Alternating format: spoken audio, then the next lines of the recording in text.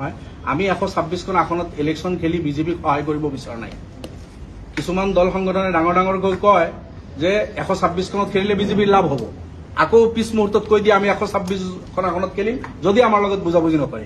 কিন্তু আমি তেনেকুৱা কথা নকওঁ, বুজাবুজিৰ কথা নাই। আমি বিজেপিক সহায় কৰা কোনো কাম নকৰোঁ।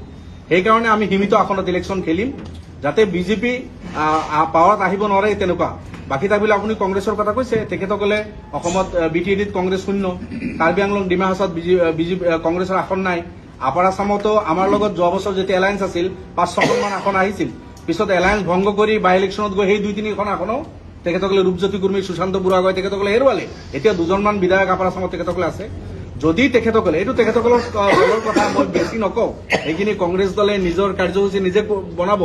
আপাৰ আছাম, কাৰ্বি আংলং ডিমা হাছাও, BTAD এই অঞ্চলবিলাকত তেখেতসকলে যদি বেছিকে ফ'কাছ কৰে, এনাৰ্জি বেছিকে লগায়, মই ভাবো এইটো ভাল হ'ব বিজেপিক ভেটা দিবলৈ।